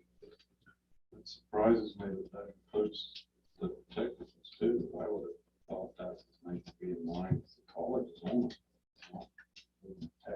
Well, a big thing they're dealing with is a lot of these kids are getting hired out of the program. And it's a real concern, but there's a lot of these, like with Bridgerland, there's kids that can go run a loader or a dump truck. And they'll hire them out of the program, before they graduate, and they're making the same as if they'd graduated, because there's such a demand. They just need somebody to do it, and so they're paying. That's kind of. Like, at the meeting I've attended, huge concern, but I think the current job market is part of that issue. Is kids, people can go make the money and whether it be a technical college or four-year university, they can make equal or better money and not spend the money to get the thing, so they're following the money. Student advocates.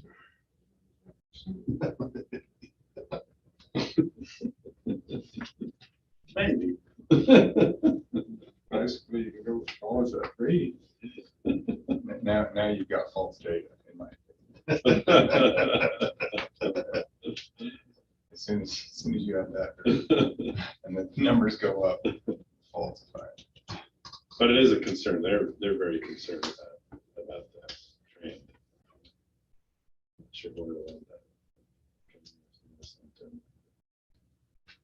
Okay, future building.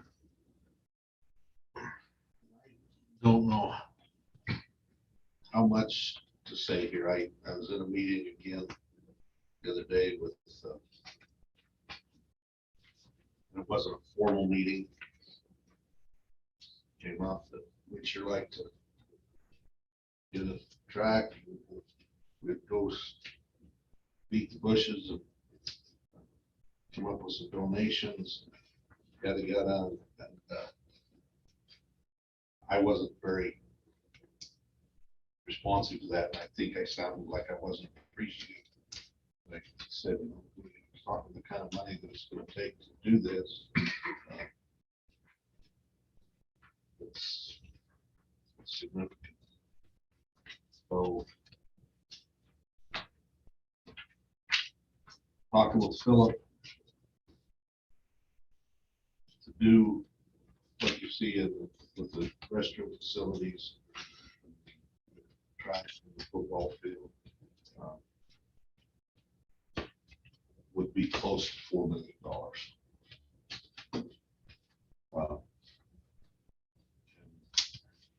We do have some money in capital. I don't know that we could take on that kind of thing out of capital. And I guess if I were to give a recommendation, and it's not an information item, the board needs to determine if that's something we want to do. I think building projects are best done through bonding, so the public has their say if they want it or not. If they want it, I'll bond for it. When's our bonds up? 35. None up before then, but we've had some drop off, right? Yeah. Has one drop off, what, 2 months ago, 1 month ago? So we would have some room on what we've been getting in our debt services because we've had one bond drop off. So, you know, if we're gonna do that, we need to get going because we have to go through that bonding process in November of next year. We want to make sure we're ready. I hate to go for any kind of a bond half-heartedly because then I think you said it.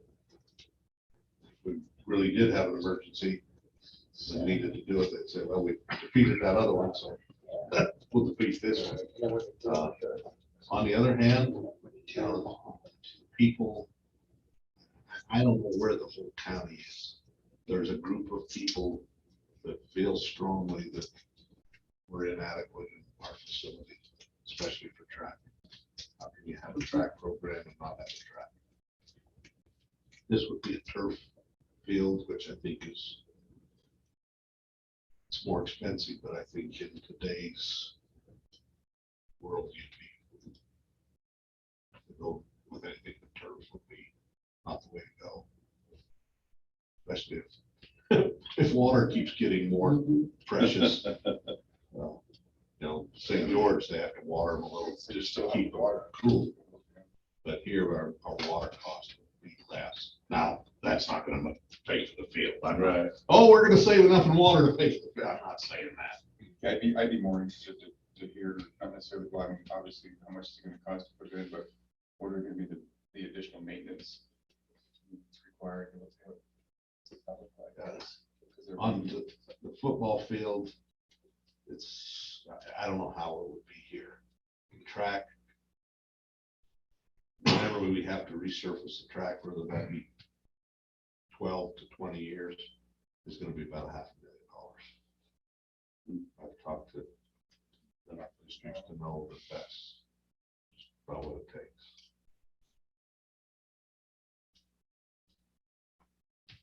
So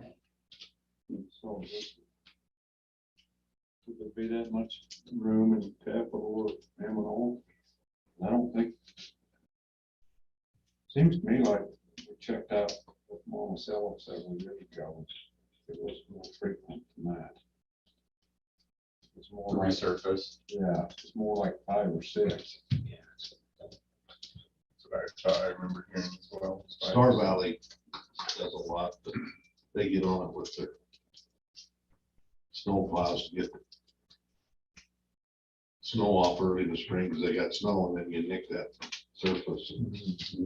But we got the same snow problem, so we're either gonna, anytime you get a plow or a snow blower on them, you're on risky business.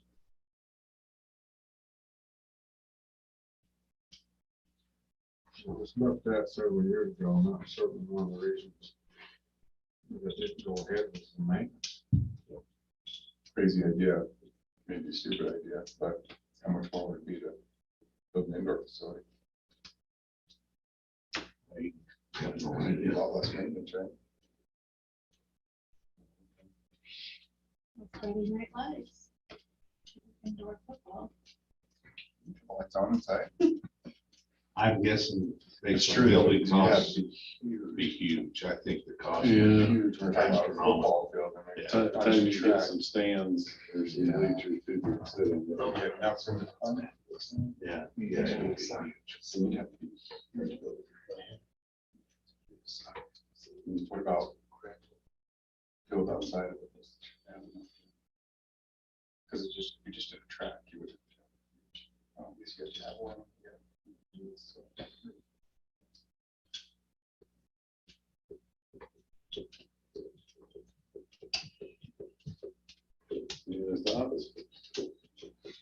I don't know what, 'cause I know that the group that has approached me, the few that approached me, they wanted it.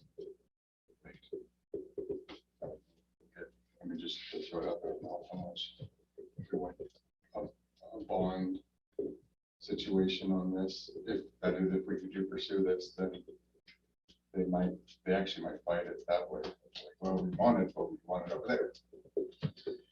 And again, personally, I'd be way against there because it's a high school, track and field, and getting the kids over there after school and practice. And it's, I know there's some things where the growth is and yada yada, but as long as the high school's here, this is where football field, you bring teams in and you bring them to the high school. But again, that's just my opinion. But I think to build it away from the high school would be a mistake. Has the student population shifted over there that much more? Southridge Elementary was bigger, We're almost exactly the same. bigger by 2 students. I think, than Maybe. Northridge. Yeah. It shifted this way slightly, didn't it? I think it might have 1 or 2 students, but it's really close. I think it was one more last year. But you had, we're such a small school district, and you have just a couple of families move from Lake Town over here. Take 4 kids. Yeah, it throws your numbers You're up. down 20%. Yeah, exactly. I mean, you think about it, right? I mean, you had a couple families. that Right, moved from exactly. Lake Town over here. Or vice versa. You sit on my front porch and you see 1,000 new homes going in and you're thinking, my gosh, the whole county population is gonna be there. And you come and hear this and think, well, no, we're where we need to be. And it's, the 2 elementaries are about the same. Yeah. And have been for the last- I mean, when I up and down a little bit. when I first came 25 years ago, Southridge was probably 25 or 30 kids more. And over that time, it's evened out, but the last 5, 10 years has been It's pretty well been. even. Yeah. Even. Well, I I really really like- like to see what the townhomes in Garden City bring. It's full-time at all, families and whatnot. We'll see. I'm guessing- Historically, that has not been the case. Well, but you haven't seen townhomes come in, right? Don't know. I like the idea of a track and a football field. But I'm wondering if it would be good to maybe push it down the road a year and see what our economy is gonna do and what building prices are gonna do. Because we're kind of at a weird spot right now. And I know I've had one person call me about the truth and taxation, and People are a little worried about inflation and where the money's gonna come from. And I'm not saying that with anything against our track team, because I think they need a track. I think that would be a great thing for them. But I'm wondering if we ought to proceed cautiously and see what happens over the next little while. That would be my own personal, I don't know, how do you guys feel? I don't want to be swaying anyone any way. Because I think it's a need. We made some fairly large changes in the football program. Like situation a year ago, and what we're dealing with now. We don't know what the 8-man will take off. Then we might be thrown back where we were before. Maybe another year would tell us more. Maybe about that. another year would tell us how solid a foundation we've got under the football program.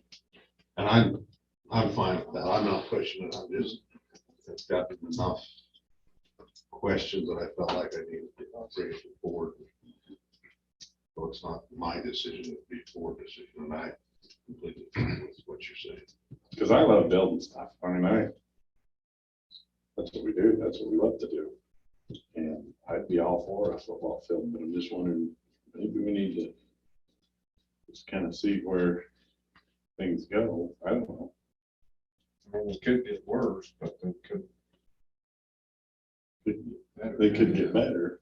You know, it's Right just now, they're not very good. no, For sure. It'd be 2 years getting the concrete first.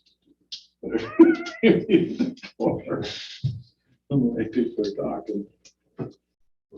Rick's poured 2 different pours this summer. They haven't been big pours, they've been one truck. It's hard to get it. Yeah. You can't get it out of where we used to get it. I'm not mention names of an old lady. Regular place. Huh? I don't know, you guys all right with that? If you have a different idea? Yeah, I'm good with money, because I think people are kind of struggling with paying their bills right now. I mean, gas and food and everything. This may not be the best time to. And I guess the way I look at it, if we would use a football field or a track as much as we use a basketball court, you know, if it was gonna be used 50 weeks out of the year, why, it's a little easier to swallow spending that kind of money on it. Something that's gonna be used, We could put some mats on the football field. you need to put the dome. Boy, just think of the mats we could have, spend the money we're gonna put on the football field. That turf might be soft enough, you wouldn't even need a mat. Yeah. We build a place like that, we'd have every rancher lined up to cab out there having a facility. You know, we might make some money on this field now that it's starting to top. Roll up the turf and. Okay. Well, so maybe we just don't lose the idea, but we'll proceed. Yeah, I mean, it's a great idea. I do, I think it's. Tremendous, but I'll just tell Philip, we'll appreciate where he's got to now, we're just gonna sit on it for a year and see what happens. Yeah, Proceed with caution. yeah, see, just kind of watch things and see where it goes, and He said that building costs have been going up about 10% a year, but that's not for sure that that's gonna happen next year, the way everything's looking. The last few years, that's what's happened, but this isn't like it's been the last few years. okay. Report from Mr. Motta. All right. It's been a pretty incredible couple months. First part of June, we did something with NASSP that we hadn't done ever before. We held a president's summit where the immediate past president, Robert Motley from Maryland, the current president, Greg Wasorick from Wisconsin, President-elect me, and the person who is going to be president-elect when August first gets here, Aaron Huff from Indiana. We met in Chicago and we had a 2-day meeting, and the purpose of that meeting was to solidify continuity and consistency as you move from one president to the other. That had not been the case at NASSP prior to the hiring of our new CEO. Everything was just kind of in a silo. You got to be the president, you did your thing, and then the next guy came in and went, oh crap, what do I do? Which was not real favorable to running a multi-million-dollar nonprofit board of trustees. So we did that. It was really a good thing for us to do. Well, we also solidified how we nominate, and the process would go through to nominate board members for the next year. So about every year, about a third of our board rotates off. So we've changed the process, how that happens, and we did that. Then at the end of June, we went to Orlando. We had a board meeting and our board retreat. We also solidified how we do committee members. And then committees, we have 5 standing committees at NESSP, governors committee, audit committee, finance committee, programs and services, and the nominating committee. And each has their own role, but how we rotate people on and off that was not real consistent. We spent a large portion of the time taking care of that. Also at that board meeting, it was required for me to set my agenda for the year and what my platform will be. My platform is going to center around student voice and trying to elevate student voice, not only as an advocacy portion, but as a guide for principals to listen to when making decisions about students. We had a panel of students that were pretty high functioning kids, National Honor Society winners, and so forth. And the comment was made, if you're going to make decisions about students, how come students aren't at the table? The kids that we're dealing with today are so high functioning, and they communicate at such a different level than we ever did. And they are not afraid to voice their opinions, and their opinions matter. It's what our business is. So talking to principals around the country and trying to encourage them to make sure they're listening to their student voices.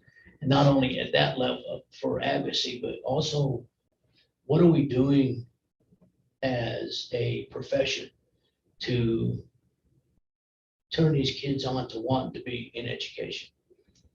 And I talked about this quite a bit. Rich County have been very fortunate because we have a lot of kids that end up wanting to be educators that come out of our system. So we're basically growing our own. And I think the major reason that has happened is because they have such a great experience during school, from kindergarten on through high school, staff and principals, administrators, school board members that love kids and love education, love what it stands for. And that permeates to their attitude toward education. Very seldom do I hear teachers in our school district say, well, you should never go into education. There's no talk like that. And so I think that turns kids on to want to be in this business. And that is the pipeline here, educational pipeline, right? So Utah State was down 25% in students that applied for the education college to go into education. We're losing people that want to be in this business. And we can't do that because there's no better profession in the world than education, quite frankly. Now, the other part of my platform is going to be to strengthen the relationship between NESSP and states. It's been pretty much backwards up until the last couple of years, where NASSP has thought that the state should support the organization when it should be the other way around. And we're moving away from a retail entity and moving more toward a service entity, which really should be. So that was pretty much our board meeting. And then we had just a whole bunch of fun because we were in Orlando and hung out with Mickey Mouse. It was cool. And when we do our board retreat, the last 2 days of the retreat, we invite the families to come. So we have the kids, board members, their spouses, so it's fun. And then just last week in July, going to July last week, I was in Louisville, Kentucky for our education summit. And that's where we invited every state affiliate to come to this conference. NASSP paid for their state executive officer, president and president-elect to come to Louisville with the sole purpose of laying out our strategic plan, letting NASSP be much more transparent with what they're doing as far as what our service is going to be, and then to try to get a feel for what the states wanted from us, try to build that relationship. During that time, I also was able to attend the Elementary Principals Association, NAESP, national conference. And we got together with their leadership and forged the plan for 2024, 2025, 2026, the whole joint national conference, which has only happened one time in the last 100 years. And that's a big deal for the states. They love that because they don't have to send their affiliates to 2 different conferences. And so it's a big deal. It's a huge deal. So that was fun to stand up in front of their constituents and say that we've done that. It was pretty cool. And next week I get to go to Dallas for 3 days for Varsity Brands Elevate Committee meeting. This is the group of people that brought to us the Go Be Great award that Mrs. Early got a year and a half ago, 2 years ago. And also that allowed us to have Kevin Atlas come and speak to our kids. They're going to put curriculum together. That's the purpose of this meeting, is to put a curriculum together for student health and well-being. And that curriculum will be free to any school that wants it. It'll be put out online. And it should be noted that Mrs. Lundgren and Mrs. Watson have also been invited to attend, but they'll do it virtually. And they're both going to do that. And then in August, I have Principals Recovery Network, which is a group of 13 principals who have been one time or another involved in a school shooting in their school. And their whole purpose is to give support to anybody that has to go through that tragedy. As you know, what happened in Texas was way ugly and bad.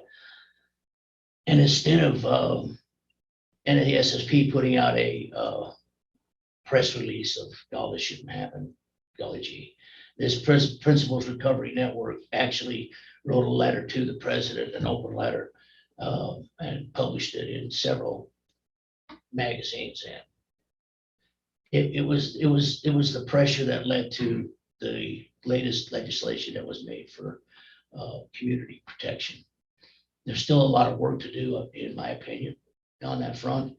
But we're going to Colorado, and we'll meet at Columbine. It's the anniversary of the Columbine shooting, that tragedy, and we'll have a press release. And they're coming out with a whole program of support for anybody that has to ever live through that tragedy again. We hope that never happens. I think every principal in the world goes home and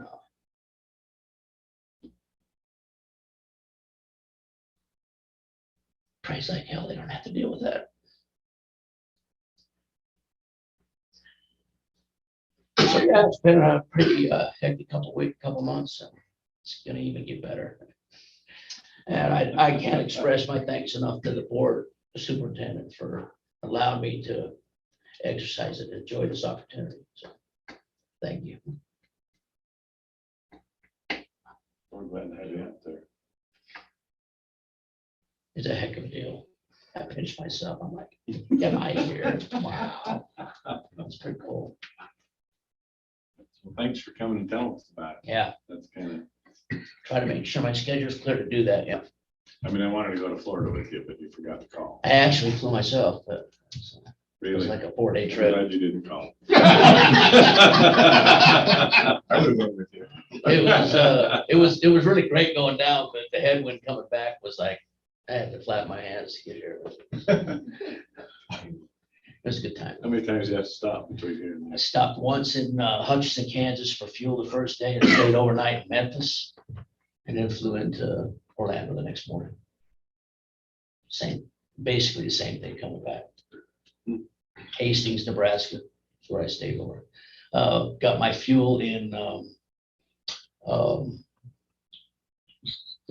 Oxford, Mississippi State. They had just won the baseball world national championship. There was a big parade and party going on. Yeah, it was fun. It's pretty cool. Well, thanks for coming and reporting on that. That's Thank you for the opportunity. pretty neat stuff. Just a side note, national conference is in Orlando. So there you go. Hey, all right. What's that? Their national conference is in Orlando. There you go. Will be really nice, guys. Can we borrow your plane so we can take care of it? Yeah. I know one of you'd love to go. Bounce along. All right, August board meeting. Is everyone all right with the 16th?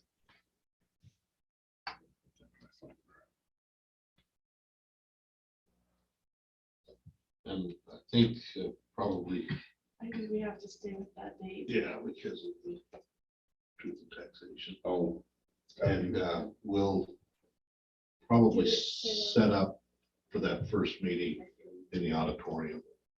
I think, we've had a lot wondering if we should or shouldn't unless the board thinks otherwise.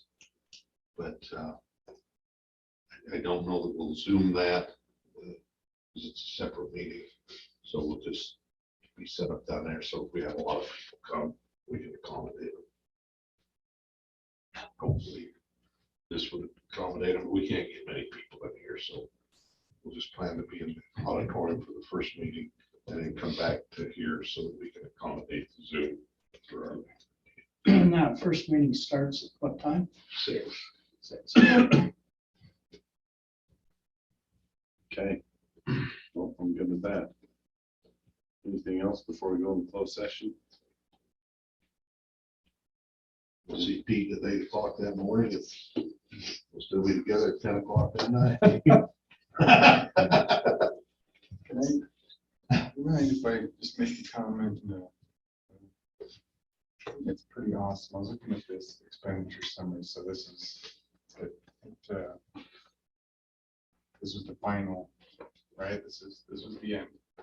And I was pretty impressed by how close we are, like on budgeting and what we do as far as what we spend.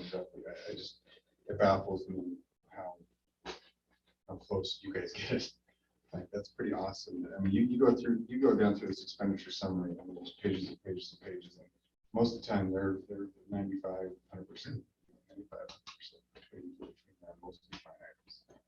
That's pretty incredible to me that we can budget that closely and stick to the budget that closely, especially in such a strange time that we're in, right? Like, that's pretty awesome. So when we get into, as we talk about truth and taxation and whatnot, and our reps coming at us, or our constituents or whatnot that are trying to come at us, our administration and sticks to, I mean, it's a pretty fine, what we're doing, at least what I can see. Is that a fair statement that we're That's fair. The ones that are 100% sometimes are adjusted to 100% because they've probably gone over. So they would be negative, but we can't go to the state and pass a negative. So we have to increase that budget. That's why we past that final budget. So these are after all the Oh, adjustments. God, but still. However, we Bottom came line. in less on that final budget than we originally budgeted, so I think it's a fair statement. But just for And this transparency. is all the way down here at the bottom, right? This is what we're talking about, the Yeah. fiscal year. Yeah. Came in less. Yep. Yeah, Yeah, that's pretty neat.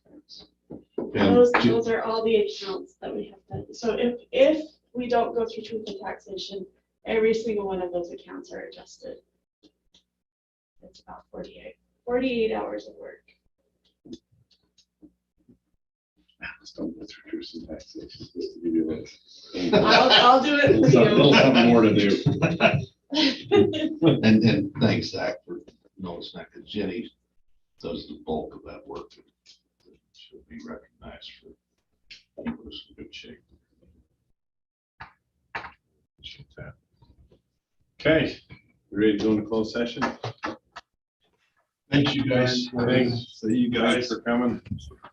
Superintendent, do you need me in closed session? No, better not. Okay. You guys have a Thanks, good night. Weston. We have you, then we've got everybody else. So not that we didn't want you, but probably not better have everybody else either. Well, it's gonna be hard, but I'll get over it. Thanks for joining in when you're out of state. I appreciate it. Hey, we'll see you. Nice, see you. Or what's Man, Where? I wouldn't want to travel and make like. it's none of my business to tell, but he's not here, so I can tell anything I want. So we go into closed session and shut off our recorder. Yeah. Yeah, so I made a motion. Okay, so we got a motion by Scott, second by Zach, going into closed session, present, Ms. Johnson, Mr. McKee, Mr. Lamb, myself, Eric Walmsley, Mr. Corney, Mr. Sadie, Superintendent Lamborn, Principal Motta, and Principal Larson.